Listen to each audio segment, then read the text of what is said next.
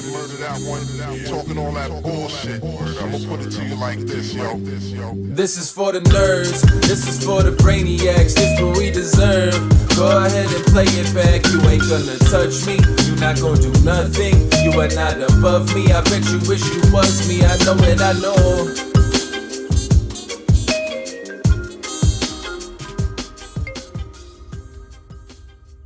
What is poppin', everybody? And welcome back to another special episode of the Only Friends podcast. Well, you know, it's me and my only friends, which includes, but it's not limited to, my boy Guapo. What's poppin', baby? It's been 4 days. It's been 4 days. 4 days since I've played Cash. Oh my God. This might be the longest I've gone without playing, and this just goes to show me, I guess, how much I miss it and how much I love it. Are you just hurt from what happened in the tournament? Yeah, I was thinking about what I was gonna do with like $600,000 or $700,000. Yeah. Well, first was 1.3. Well, I sold half, so. Oh, okay. Net life. Understand. What's popping, guys? What's going on in the building today? Why are you standing? I'm not. You look like you're popping a squat. I'm not standing. Popping. I have my foot. Look, that's a nice shirt that you got there. But I was showing the shirt I like off. that shirt. Yeah. You know, the shirt's kind of popping. J Vibes gave me this, and he told me to give it away, and I looked at it. I was like, It's got like a 90s like feel. I'm not giving that away. Little graffiti art. I Yeah. fucking love it. It's Yeah, so pretty dope. sick. That is nice. A little big for you, though. Got You your know, you only might have friends to in fill there? it out a little. What you mean? Get your ass in the gym. No, I'm good. Maybe give it to your brother. He could fill it out. Yeah, he's a beast. He's an animal. Yeah, he actually tries. Yep, it's true. Imagine if you tried, man. I don't care. Ooh-wee. Just because you Conrad guys are tried. losers in the gym, you know. I don't if I looked like Conrad without doing anything ever, I would do nothing ever. Man, Amen. Yeah. Your shot looks so good. I know. I don't know if it's that S4Y It bulb might be. or Look at that. That's beautiful. It's Isn't just the way Landon's the not light, in it. the way the light glistens off your it? Who says you can't wear white after Labor Day? beautiful olive skin. That only refers to pants, I think. Wait, so you're just trying to say that Landon's just been fucking up his shot for the last 18 months? No. I'm just saying, like, it looks particularly great today. All three shots look just fantastic. Yeah. Guapo, I don't know what you're doing. I don't know if it's the way we're dressed, but man, Nice. Chef's kiss. Magnifique. Love it. we got a great show for you guys today. We're going to get into a little bit of the Gman's return. We're going to talk a little about the MGM guarantee rug, unrug situation that's going on there, as well as some updates from WPT and WSOP. But before we get into all of that, got to get a little sliver of sports ball in there. I was going to say, you're going to talk about G-Man, but let's talk about the G-Man. Let's go. Let's go. Tommy Cutlets, baby. Okay, look, like, Listen, he's my new favorite player. He comes out there like this. I apologize. He's my paisan. I apologize to everybody who's not into sports for the next 7 minutes, but there are some things going on that are like worth talking about. First of all, have you seen the picture of him and his agent on the field? It's amazing. I know, with the Italian horn. I know his agent's playing up the role. Yeah, but like him, obviously, him he's in a coming zoot suit. in a zoot suit with the fucking. Can someone give me some context so I can find this?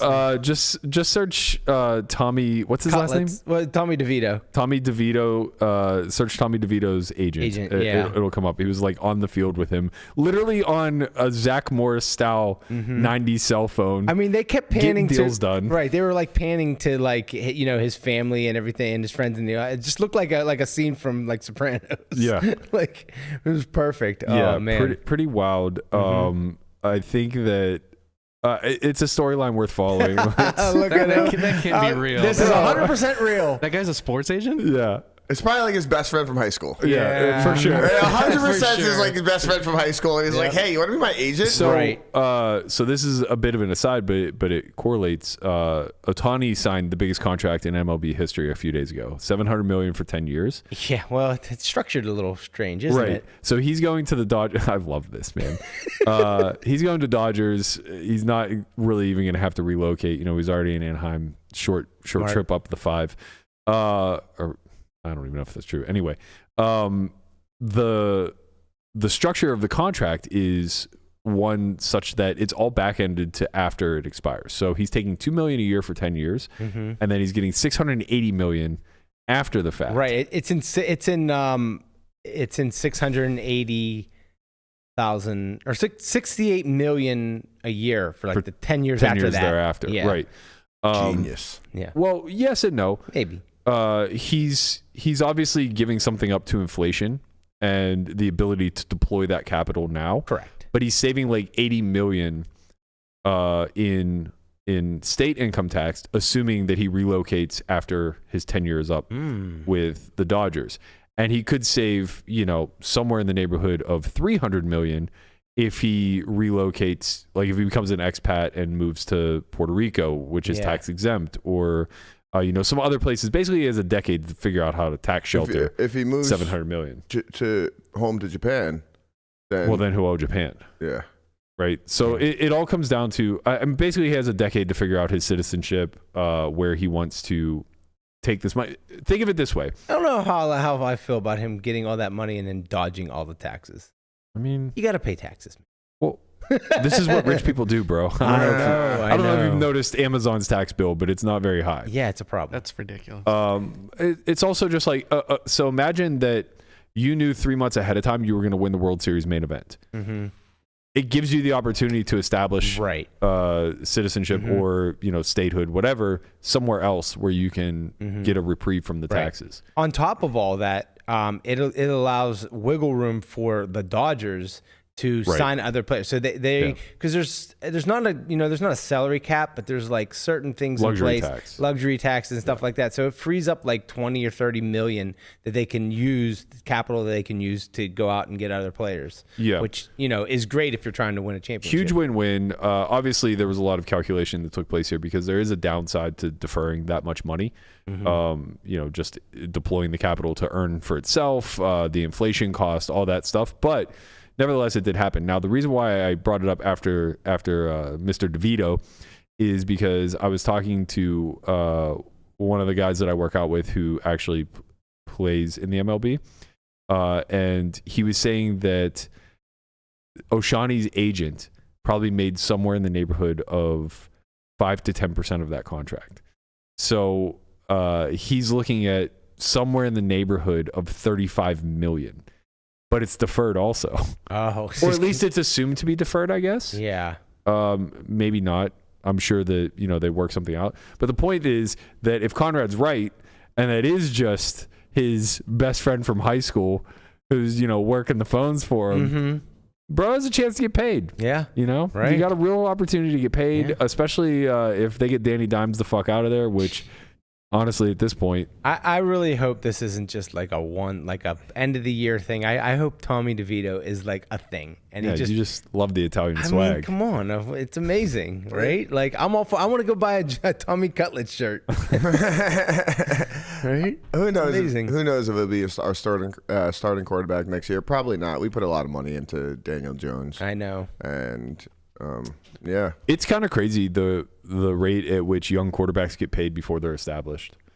Like I would imagine he was in the league for this is his third year, right? Fourth or Daniel Jones? Yeah. I think this is his fourth or fifth.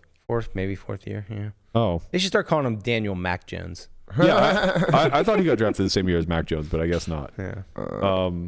Okay, so he's off his rookie contract, basically. But still, I mean, he hasn't done anything. Oh, yeah, he signed a big contract. He signed a huge contract. Yeah, but like 2019 was his draft year. Okay. Yeah. But why sign Daniel Jones to a big contract, I guess is what I'm getting at. They believed in him. They thought he was the future. I mean, he had I guess that's what I'm potential, saying. It's just, he's not bad. This is what teams do, man. Teams make bad decisions, and then it costs them. You know who doesn't do that? Steelers. The fucking Steelers. That's why you don't have a quarterback. You know who... Bro, we had a quarterback for 20 years. Well, guess what? You don't have one now. You know who does do that? The Cleveland Browns. That's right.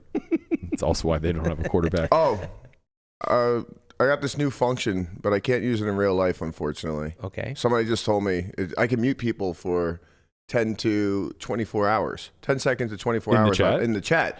But when you guys start talking Steelers, I was supposed to do it live. So this is my way of doing it live. You've just been muted. I don't know what that means, but it's not working. I gotta tell you, it's not working. If anyone in the chat is of the impression that Conrad has any power He's muted.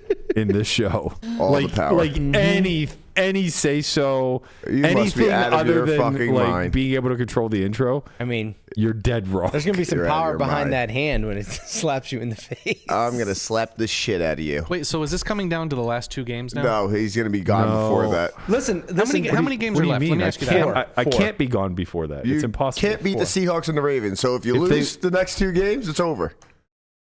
I don't know. I like his logic. It's not So there's- over until it's over. So there's 4 Yogi games Berra. left, Yes. and Berkey needs 2. No, 2. he needs 3. No, I need 2. Oh, I'm sorry. I need him to lose 3. Yeah. So okay, so you got to win the next 2 out of 4. Yeah, it's not looking good, cuz I've come to grips with. But the My thing is with the Steelers, and I've seen it time and time and time again, and I just I'm don't. gonna have a I don't. sweat. I don't understand it. They're gonna win on Saturday. I don't know how they're going to win. It's not going to be Mr. Trubisky just driving the ball up and down the field.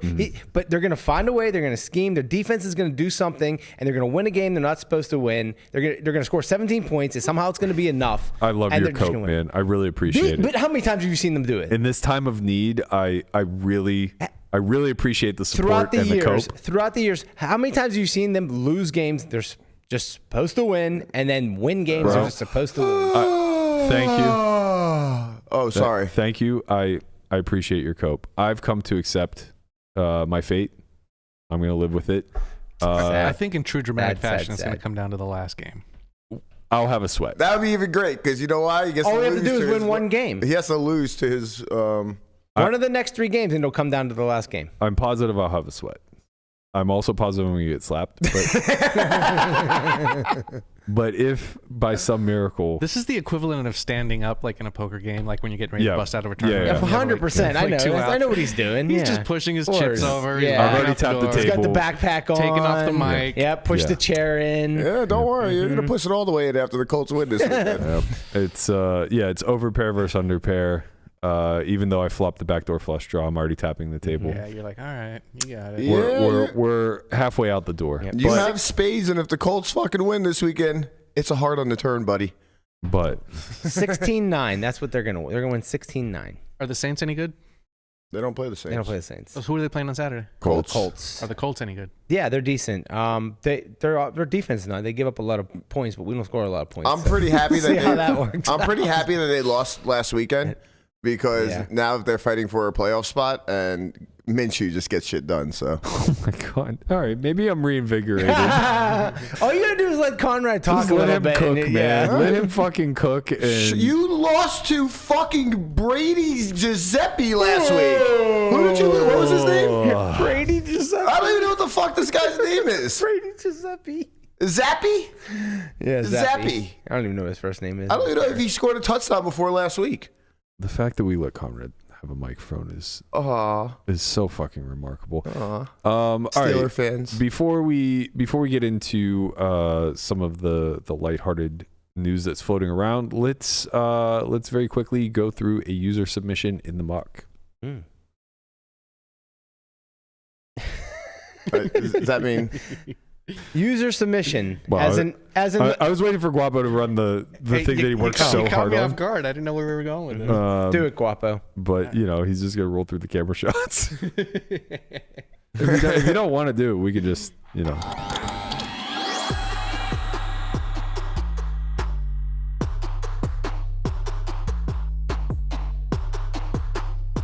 Okay, so we have a user submission from the good old Jewel. Fan of the pod, watches it.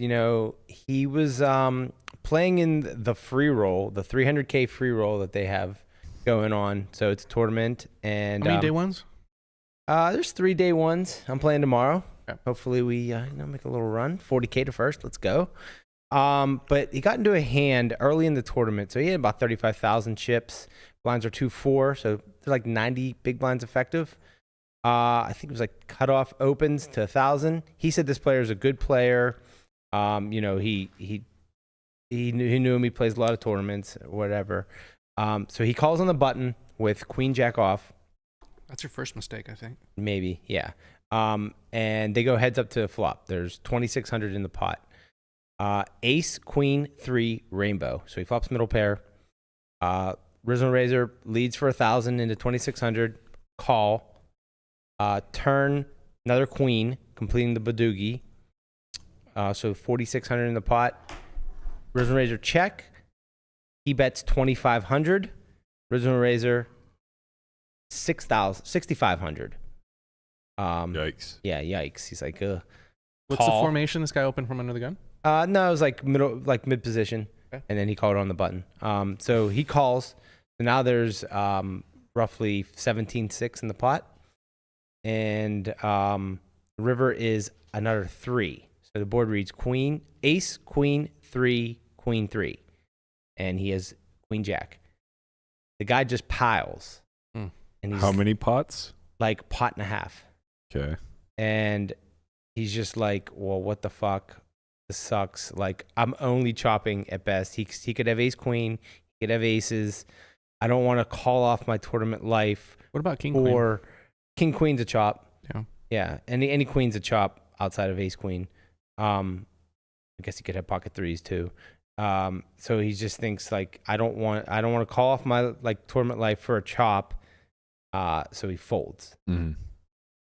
And he's just like, he's like, what would Berkey do? What would Landon do? What would Hunt do in these situations? He's like, if it's a worse player, he's like, I think maybe they just like spaz out and maybe bluff. But like, he's like, I don't think this guy has any bluffs.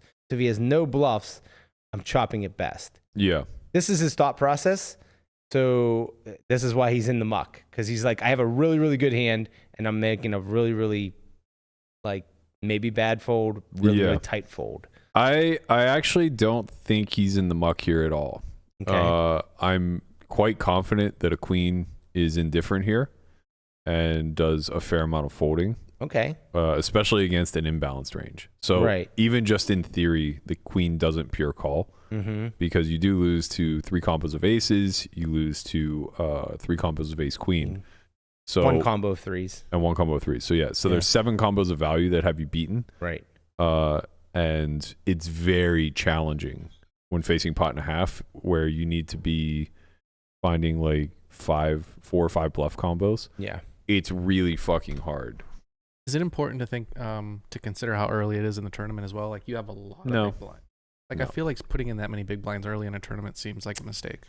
Can't matter. Yeah, there's no ICM implications this early in the tournament, or very rare. I mean, very few. So you're playing chip EV for the most part. Yeah, the notion that like you can pass on plus EV spots because the risk feels high. Yeah.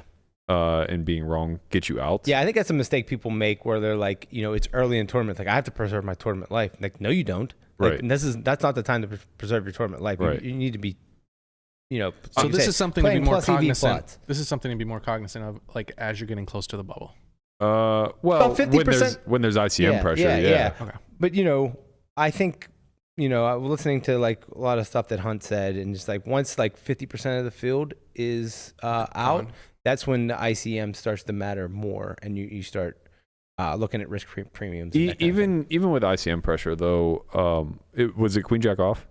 Queen jack off, yeah. Yeah, so even with ICM pressure, like the correction here wouldn't necessarily be folding river more than you would at chip EV. It would be folding pre more. Right. I mean, even like I straight chip EV, that. like queen jack off is probably just a fold on the button, but that's it's what close. I thought too. Yeah, it's close. It's close. Yeah, like king jack off calls, Right. king 10 off calls. Yeah. So like it's really close. It's like 1 pip off. Maybe it might not even be like it might mix calls, but Right. the point is that like if there's ICM pressure, you're not especially if you both have like pretty decent stacks. Yeah.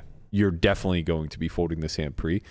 But the more important takeaway here is like how does this play out in theory on the river?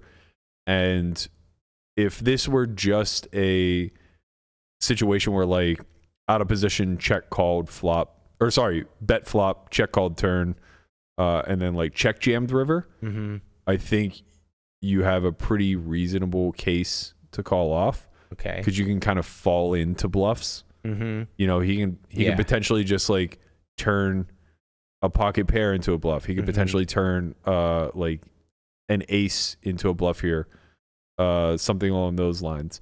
But he's not going to take a lead check raise line on a like he checks Shove. turn because it's Narrows clear. the range is too much, right? Yeah, he checks turn because it's very clear that that's a bad card for his range. And then he faces a bet because it's a good card for imposition's range. Right. So he should expect to face a bet. Yeah. And then he chooses to check raise.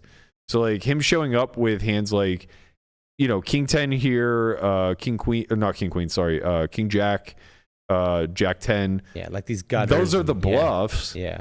But finding them in a 300K free roll at the Jewel, It's not gonna happen. probably kind of rare, Right. I would think. Yeah, yeah. And Definitely. even more so than like those are the obvious ones that you will fall into. But like you kind of just want to have some hands that like What you're more can like improve as well, like fours Yes. or fives. Sorry, what you're more likely to see than a bluff is like an overplayed ace king. Correct. Right? Where Well- it's just and he recognized that too. No, because some On people the turn, maybe, but not Right. when it jams river. yeah. I mean, it's unlikely, but I think you're more likely to see that than the bluff, which are both are rare. Yeah. Yeah. if that makes sense. I think that this is just pretty commonly aces Yeah. and ace queen. It reminds me of that hand that was played in the PCA main in like 2019, where I think it was Athenos. He like 3-bet out of the big blind and then either bet jammed or like check raised at some point and then jammed river in a spot where the button was this woman who I think was a recreational, but I'm not positive. And she had ace queen, and I think the final board run out was something along the lines of like ace queen X, and she folded to this. the Yeah. I like remember pot sized this. jam on the river. Yeah. Everyone Asian was like, lady, "Oh right? my god!" What's Was it that? Asian lady? Yeah, Yeah, I remember this. And she like folded face up, and Athenos like lost his mind because he had aces. Yeah.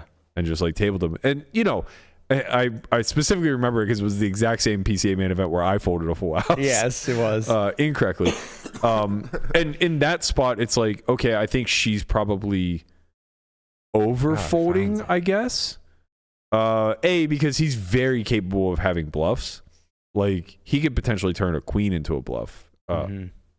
And he certainly could have just king queen for value. But I think her mind is she loses to both aces and kings. Right. Which is the majority of like those are always 3-betting big blind. King queen might not always 3-bet big blind, you know.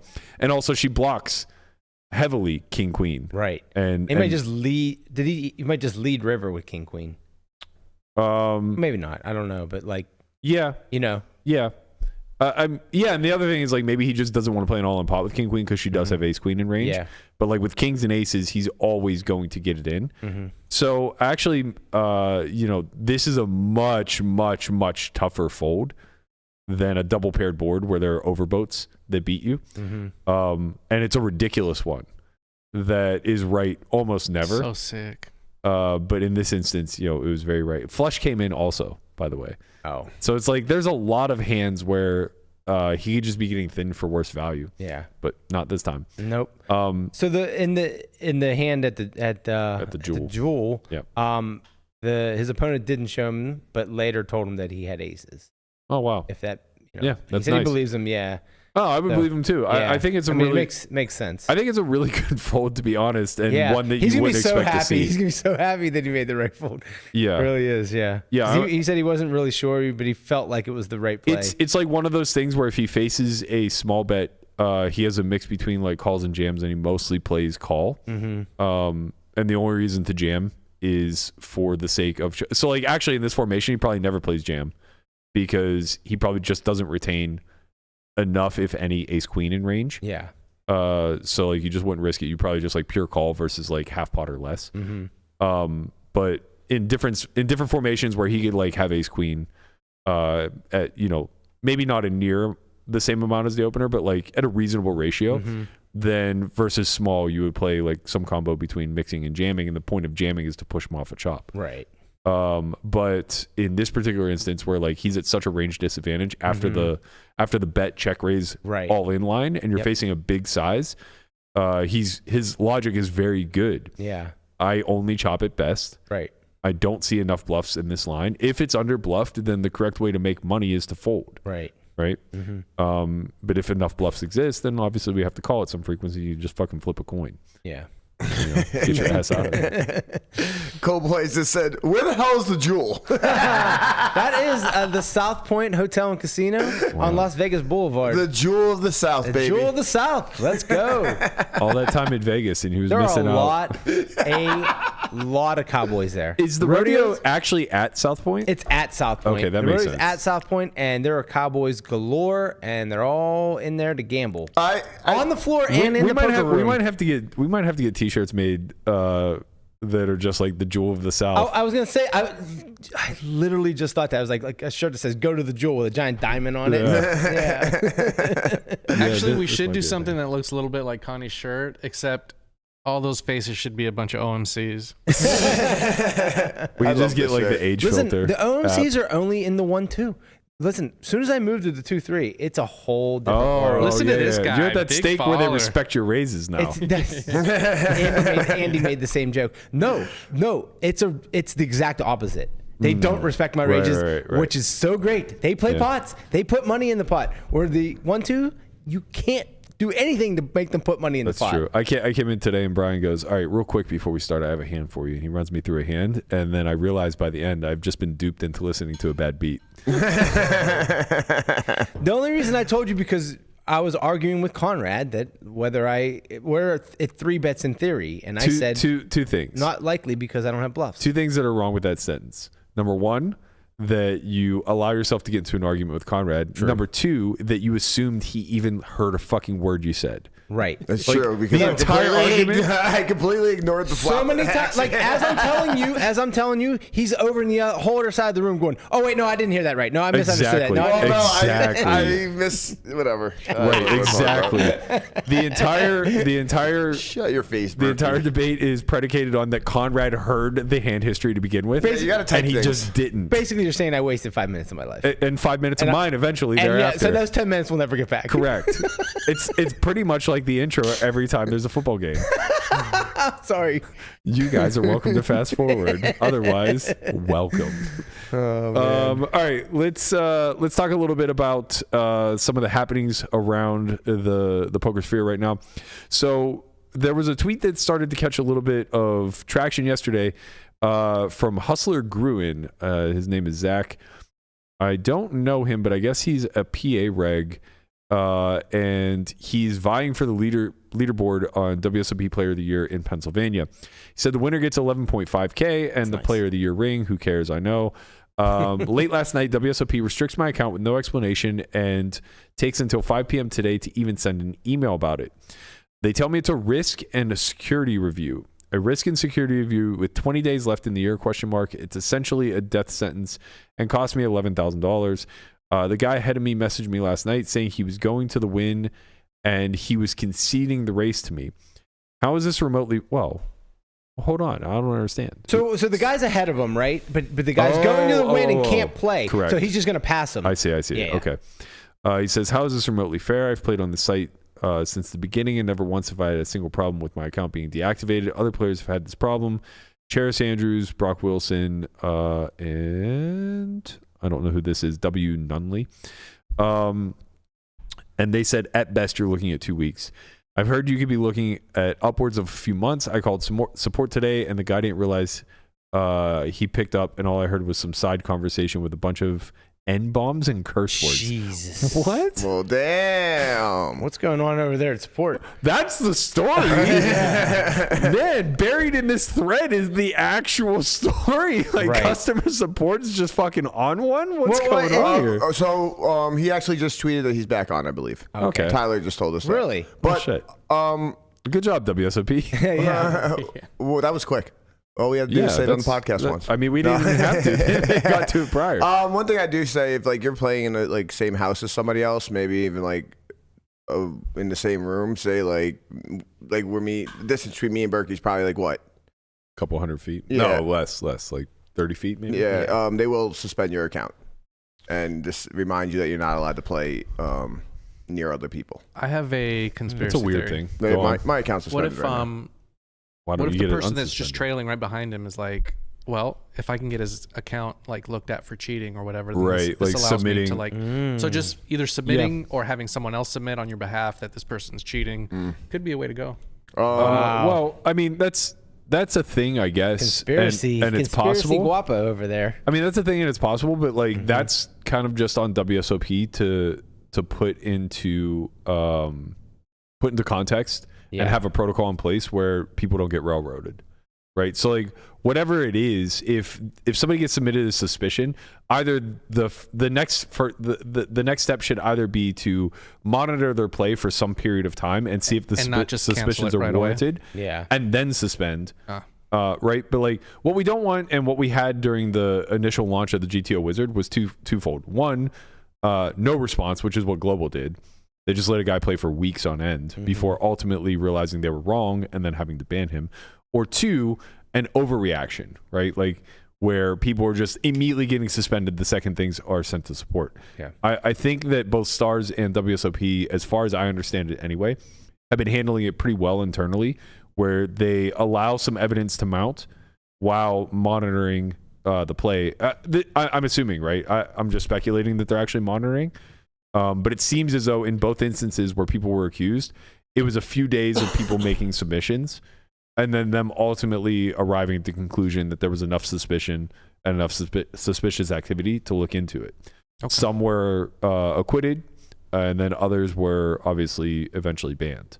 Yeah. So I think all in all, we haven't really revisited this conversation much since the initial spike of people getting caught a few months ago. All in all, it seems as though WSOP and Stars are doing a pretty good job of handling it. Now, we don't know all the details, so like I don't know to what degree they're doing a fantastic job, an average job, or a poor job, but from the public perception, it seems like things are being handled relatively well. And it was only Global really that dropped the ball. Yeah. What their process is moving forward now that they, kind of fucked off and took a lot of heat for it, we don't know.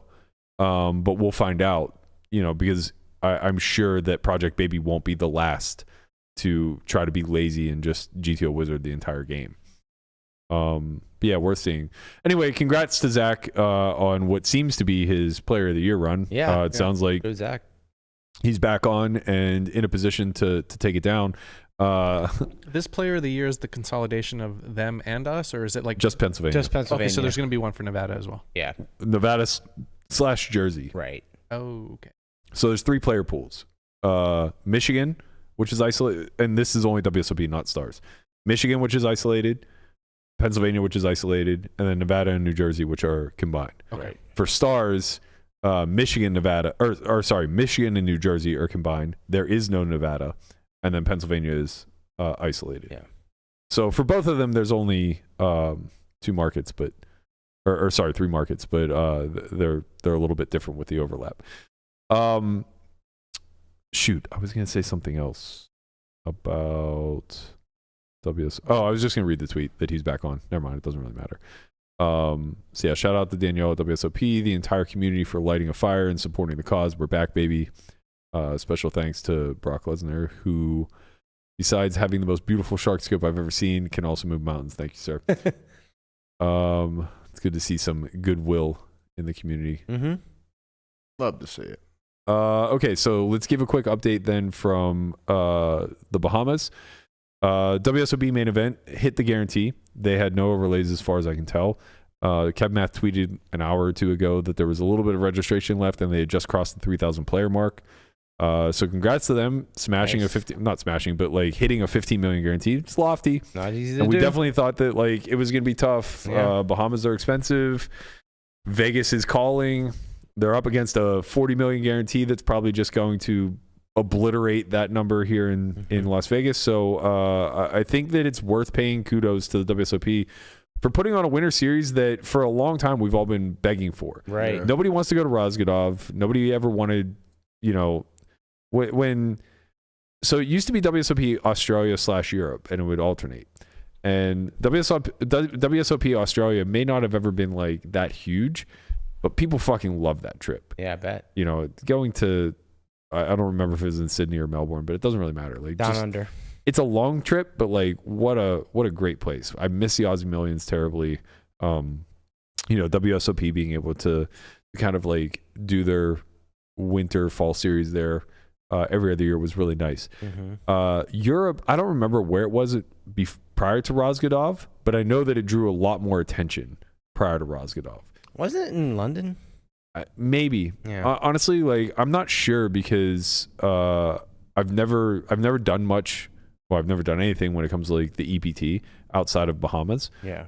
So I know like some of the major stops, and I'm only saying EPT because of venues, not because there's any correlation to WSOP. Right. But I only know like a handful of the stops, and yeah, it could have been in London. I don't think it was in Paris. I'm pretty confident it wasn't in Paris.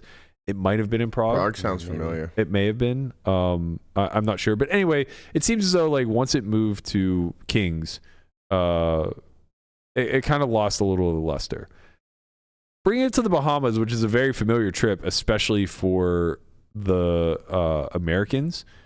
We've all been to PCA over the last 20 years. Right. Taking it to the Bahamas is kind of sharp. Yeah. It's not that long of a trip from the East Coast. It's pretty easy to get in and out. Obviously, every year we have those warnings of like, hey, dummy, don't fucking carry cash. There's a lot of annoyance going both ways if you're not smart about this stuff. But it sounds like with the app, they're doing a good job of onboarding people and incentivizing them to, just be cashless. Dude, you could have loaded your app with Bitcoin. Really? Oh, that's really strong. Yeah. I didn't know that. Yeah. It's fucking dope. Yeah. Wow. That's Your really account, sharp. Bitcoin, like, that's pretty Just Bitcoin or other forms of crypto? I'm unsure. Yeah. Maybe they got a little lucky with Bitcoin crossing the 40K mark. right in time for the series. Extra juice there, kiddos. Yeah, and I mean, like, shout out to Stars too. They did a great job with PCA with the app and everything. I know, like, when we decided to go down there this past January, they made it very easy, gave us wiring instructions. Like, it was real simple to get money there as long as you had, money to move, I guess. Now, they didn't have the crypto option. That's fantastic. And I wonder how much, do you know anything about Rob's Luxon Pay? What about it? I know it's like a payment processor, but do you know if it has any link to crypto? Like, are you able to upload crypto to your wallet and then just use that?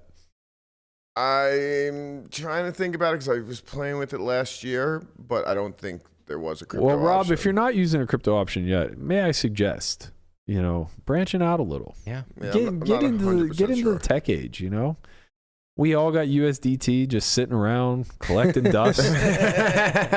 We're ready to move it, baby. Let's go. But yeah, I think that like when it comes to these international tournaments, the more that these stops are willing to facilitate things like crypto transfers, because like exchange rates are annoying, moving money. I know when I went to the Bahamas, not this past time, but a couple times ago, it may have been 2 years prior or something like that. I needed extra cash. Actually, it might have been this past time because Henry was the one who was trying to help me out. Yeah, so I needed extra cash, and I tried to send a wire from my bank while I was in the Bahamas, and they fucking froze my account and made me physically go into the branch to unfreeze it, all because I was trying to initiate something from outside of Nevada. Yeah, and it's like, okay, well, this is going to be a painful process. Like if you under prepare. Wait, what? Zach says Unreal Berkey says he doesn't know me, but he's met me and talked countless times. Absolutely disgusting. Fuck. Fucking Berkey. I didn't recognize your picture, man. I don't know. You sure that's not just Efro? It might be Efro. it might be. It just might be Efro. He returned your gallon water bottle to you too? I mean, this sounds like something that happened in 2008, and I can't be held accountable. We got to just switch your name to Big Time Berkey. Jesus Christ. You just big time in everybody. God damn it. My apologies, Zach. Wow. I apologize. We're just going to put up a hit list behind Berkey. It's like a white-board. It's start with so Jason Koon got heads up. Zachary. Jason Koon got heads up in 100K yesterday. Shout out to him. That's pain losing this one. Mm-hmm. Yeah. It was an extra 100K on top, right? Yeah. He won a bracelet over the summer. Did he? I thought he did. I don't think. No. Oh, he didn't? Well, he won the heads up 2 summers ago. Oh, that was 2 summers ago? Yeah. Were you thinking of a different event? No. I thought it was. Okay. I could be wrong. I don't think he won a bracelet this summer. He may have made a final table. No, though. he was going for a second one this time. So. Oh, okay. Then yeah, he won the heads up for sure two summers ago because last summer was Doug versus someone else. I can't recall. Doug lost. I know that. Is it just me and I don't want to be mean here? Sure. Don't be mean. I don't want to be mean. But is it cringy to anyone else in this room? Like when you hear the table talk of like Jason like trying to figure out what to do in this last hand? I don't know. It was cringy. No, I felt his pain actually. Really? Well, yeah. I mean, what do you do in a situation where your head's up? You have a hand that's supposed to stack off, but like you're just very confident you're about to sacrifice first place and a bracelet. I mean, you get it. You fold big hands all the time. See, man, I should have just kept my mouth shut. You face a pot and a half jam on the river and you have the one-liner. Like, what the fuck do you think you're up against? You're against 10-6, man. He knew it. He said it. Yep. A little context. It feels bad, man. It feels real bad. Cool.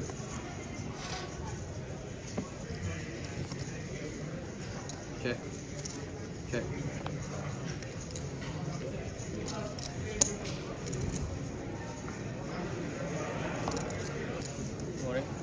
Players all in. So sick. You have a super straight? I have a straight, so I don't think I'm gonna fold, but I guess you just have 10-6. You have 10-6? I can't fold a straight, right? I just feel like you have a better straight than me, but I don't think I'm gonna fold. You have it, huh? Which one is it? It's 10-6, I think. Sick.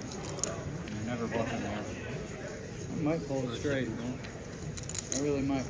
It started the hand with 20 big blinds. I'm thinking about folding a straight. That's obnoxious, isn't it? I hope we're chopping. I don't think you're bluffing. Cool. Yeah. Good game. Man, it feels bad. It feels bad when you know, and you can't really do it. It was weird to watch him actually battle between the live version of himself, and the solver version, of himself, where he's just like, okay, well, I can't fold. I know I can't fold, but I also don't think that you have a fucking bluff here ever. Yeah. What usually wins when you're in that situation? The live version of yourself or the solver version? For 15 years, the live version. Yeah. For How about like 15 lately? months? Exactly. For 15 months, I think I defer to. So I was actually just talking to a friend about this that plays in the game. You just randomize and. No, nothing like that. Solver or live? I was talking to a friend who plays in the game with me, and she was saying that like she was giving me a hand history, and she's like, "Yeah, I was just hand playing that particular spot when it came to sizing." And I was like, "Yeah, I know you do it all the fucking time. You did it to me twice in spots where." I saw through it and was too lazy to act on it because I had hands that like never, ever, ever give up. And in both instances, it was just like immediately when the sizing came out, I was like, okay, this is X. You know, this is an overpair. I like one spot. I'll just tell the hand because her and I discussed it anyway, so it's not a big deal. But I raise called with 7-6 of clubs. And it comes Queen 10-6, no, Queen 10-7, rainbow in a 3-bet pot.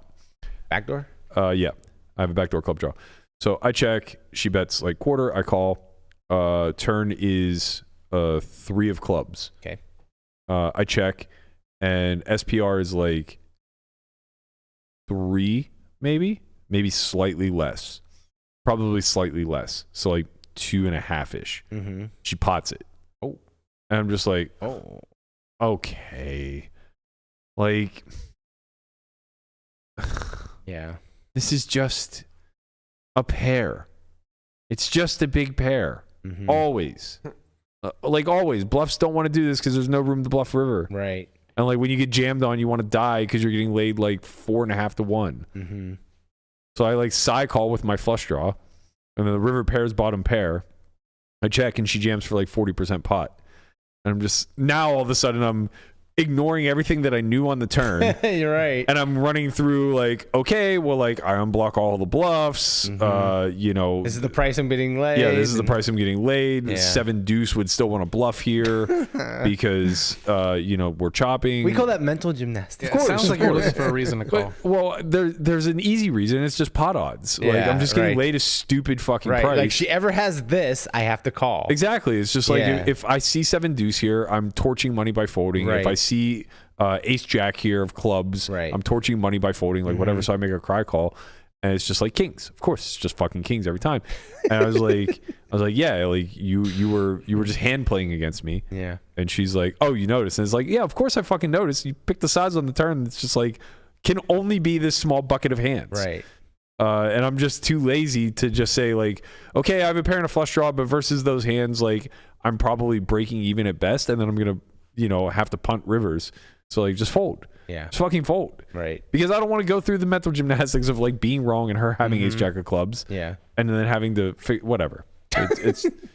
It's silly, but I don't exactly remember how we got on that topic. Well, it's with Jason in his hand, and it's just like he's kind of going through that at the same time, right? He's like you just always have this hand, but I can't fold because of this. I think that's what I take offense to. I think when he's like verbalizing out loud like what he's thinking, like he's essentially saying without saying like, look, you just don't have bluffs here, like you're not capable. Yeah, but there's a lot of boards. That's the way I'm interpreting. There's a lot of boards where even good players just struggle to find bluffs. Right. Yeah. And I mean that was a limp pot heads up, so like I'm sure he can find plenty of 10x. Yeah, I don't think his intention was to say like, oh, you're just not good enough to have bluffs here, so I have to call. Like that wasn't what he was saying. It's more so that's just not like how I took it. It's probably not his intention. This is how I'm interpreting it. Yeah. Well, that's because you are coming from an online cash.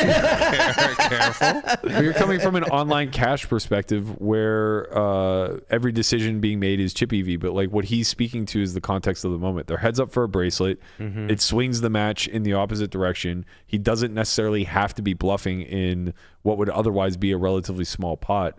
So it's like what he's really speaking to is like, there's a low probability that you have the commitment to the portion of your range that bluffs as you would to the portion of your range that's just nuts on a one-liner where I'm putting money in twice, right? Like you're almost certainly betting into 2-pair plus there when you bet the turn, get called, and then, you know, choose to go for the all-in.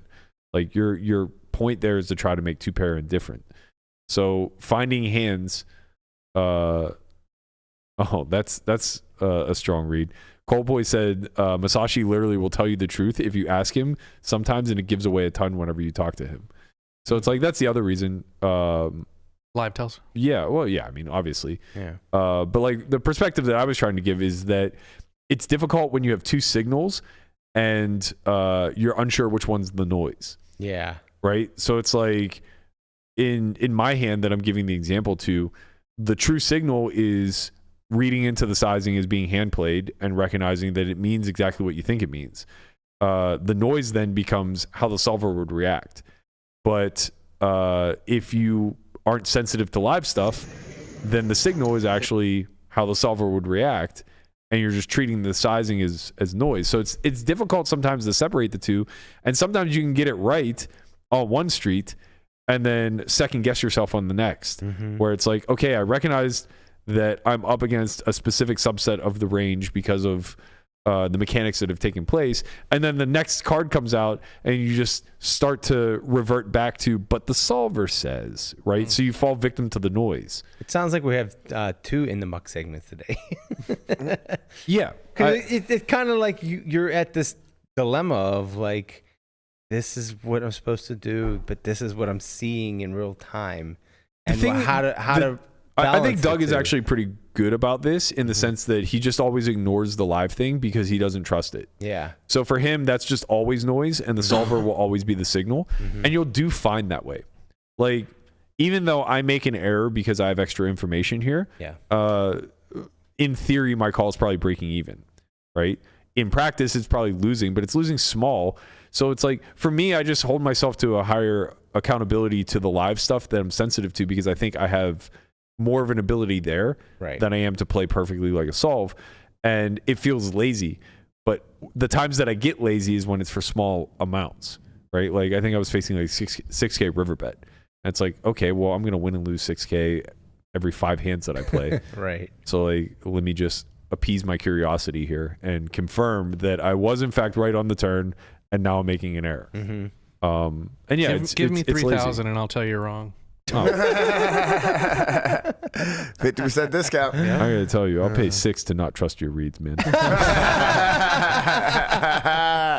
That's a good one. That's true. I would go so broke folding every time you want me to fold. You don't know what face equity is like, buddy. Touche. Speaking of face equity, Garrett's back. Nice. Well done, sir. Beautiful bastard's going to be re-emerging in the live game streets, or the live stream streets, I should say. We kind of briefly touched on this on Friday, but a lot more has been announced since then. So after our show ended, WPT tweeted out that he was going to be making his appearance this coming Friday, December 15th, in a 300, 600. You want to roll? Let's fucking roll it. All right. I'm obsessive about poker. Playing my very best every session, every hand, every street. I'll be giving the fans a little of that. It's just a matter of when. Garrett is too smart for that shit. Oh, a snap call. Wow. Garrett. Showing that he's a beast. Once again, Garrett putting on a clinic all day today. Oh, that was just another perfect play.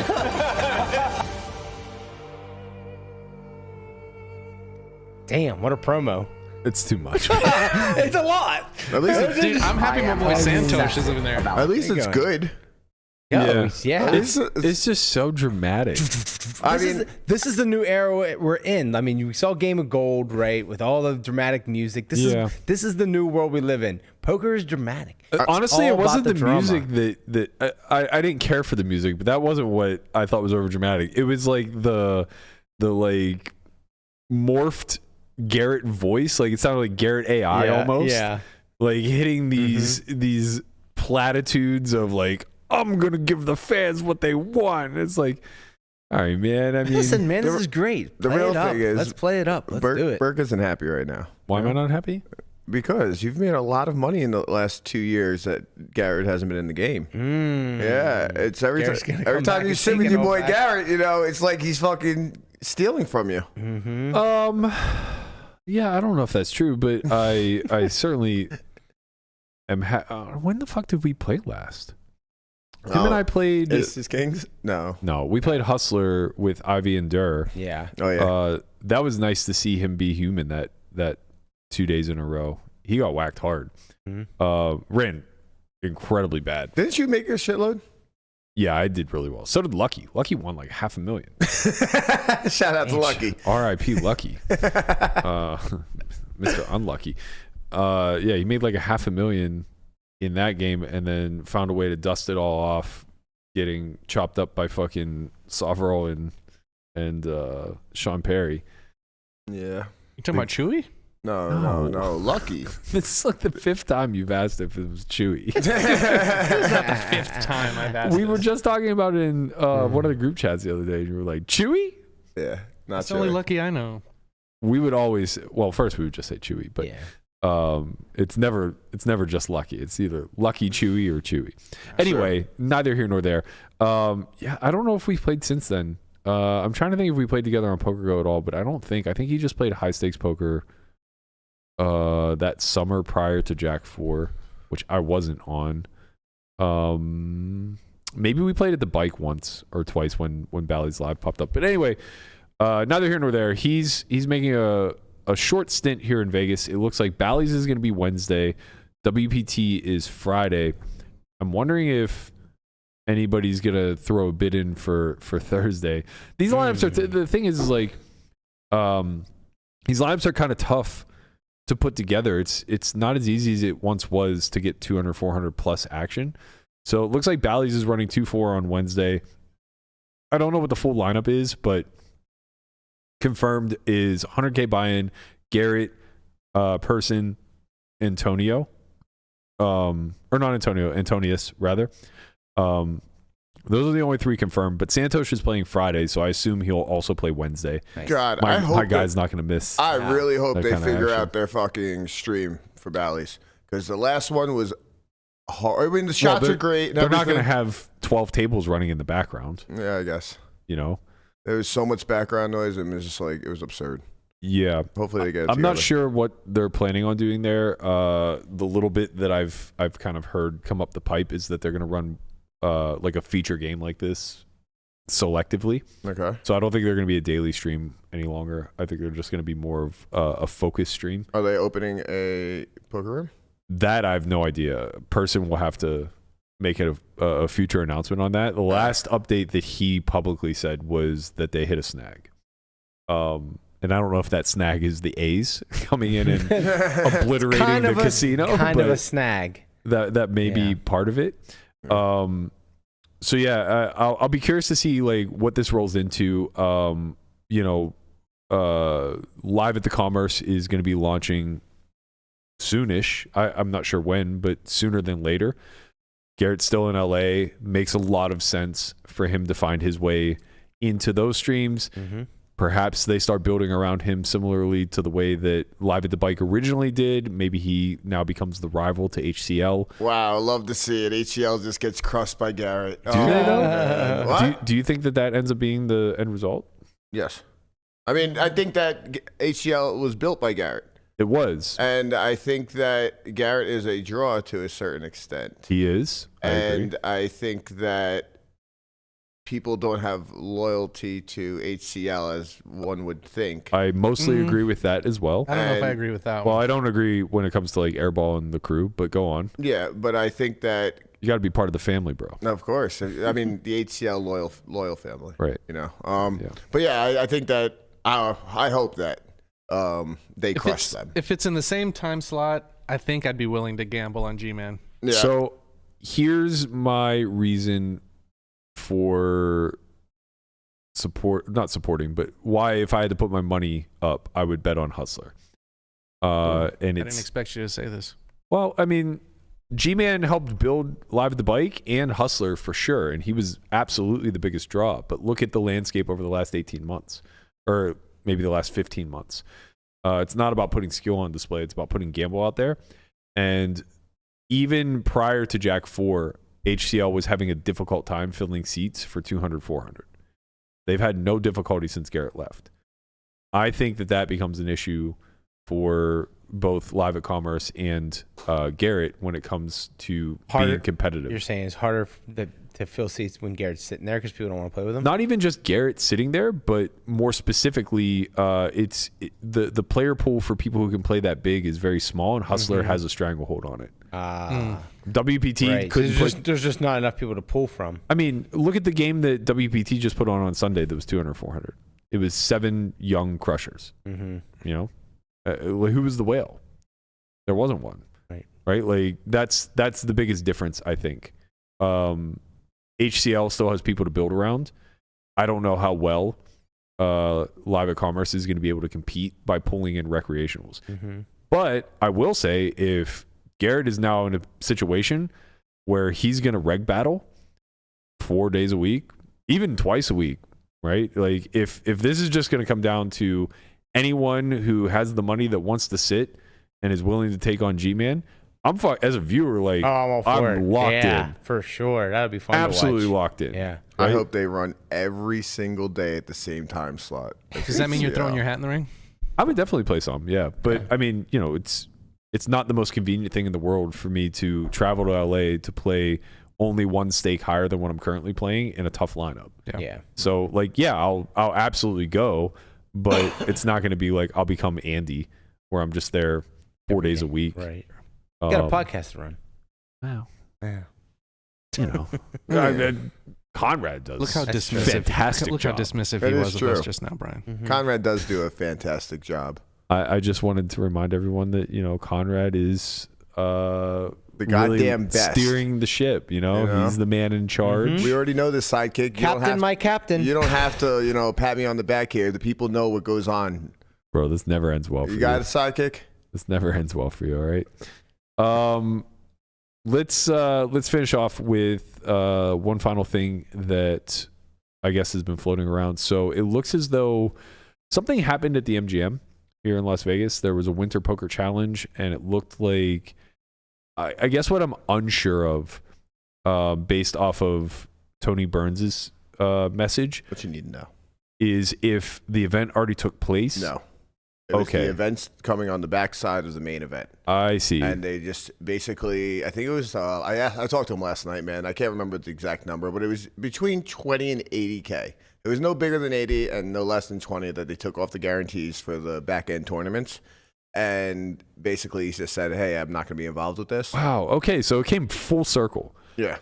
So now Tony's basically saying, I just received a phone call from MGM Grand. All the guarantees on the 11 a.m. trophy events for the Winter Poker Challenge are being reinstated to the original amounts. Also, the $500K guarantee on the main event will be honored in full. After a pause this morning, Day 1A officially got underway at 4 p.m., and late registration is open till 1 a.m. I'll be back on the floor for 1B, 11:10 a.m., and the rest of the series through the 20th. Please come show your support. Now, this is off the back end of him putting a message out the day before that basically said, I regret to inform everybody that I'm stepping away from handling floor duties at MGM. I don't support the fact that they've changed their guarantees. Yep. And, something that's very important to him as an operator on the Moneymaker Tour is that you hold these houses accountable to these amounts. And then Sean McCormick put out a tweet, I believe it was yesterday, which I'm guessing is probably the other end of that phone call. Yep. He said, our Winter Poker Challenge at MGM Grand Poker will move forward with the guarantees unchanged. We are committed to poker, our players, and the growth of the game we all love. Please come out and show your support. So I think that, sometimes this stuff gets a little bit messy. And whether it takes a public call out or, just a little bit of time for cooler heads to prevail, they did ultimately get it right. Yep. I think that should be noted. I also think that for you guys who are out there grinding small stake tournaments, sounds like there's a fucking overlay in the making. Yeah. So I don't. What's the buy-in for the main? Do you know? 1,700. Okay, 1,700, $500K guarantee. Looks like day 1B is today or tomorrow. Day 1A was yesterday. Yeah, so today. Yeah, I think day 1A was yesterday. Okay, yeah. So looks like 1B is today. Sounds like, those guys in corporate are sweating the guarantee a little bit. If you want a little bit of an overlay, maybe a rake-free event, maybe even a little bit extra ROI, MGM seems like a great spot. More importantly, I think Tony Burns deserves a round of applause. Yeah. We appreciate it, Tony. He stood up for the players Way here. to do it, Tony. Stand up for the players, guys. It's a beautiful thing. Honestly, it is nice. It's something that probably doesn't get enough credit or call out whenever it happens, because I think that it's becoming an issue, or not an issue. It's becoming a thing where, with I guess like social media, poker Twitter, etc., it tends to just be negativity that gets amplified, right? So these stories tend to only come out whenever something bad happens. Yeah. And oftentimes it's players who are complaining, right?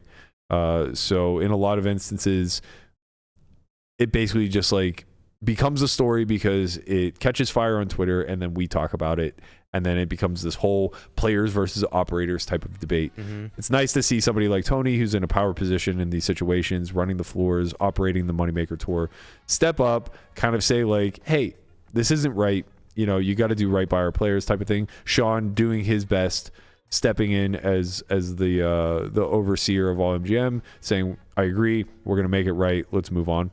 I think that I think it's important to shine a light on when that happens too. Yeah. It's not just about getting it wrong, but correcting course is pretty important.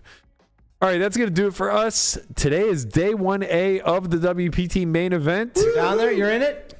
I'm going to max late rich today. Okay. All right. I got some cash to play, but That's Landon fine. is down there in the mix. You won't see him until he bags. He has to be there on time, like a good little boy. Well, he's going to bag tonight, so we'll see him tomorrow. That's right.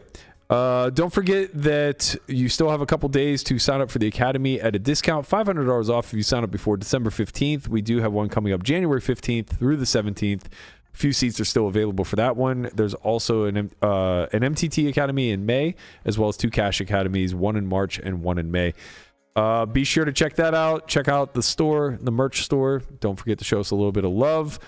And we'll be coming with a lot of WPT updates over the next few days. I'm going to max weight reg tonight. If I don't bag, we're just going to do the same thing every single day thereafter. We're in 300K free roll at the Jewel updates as well. Oh, yeah.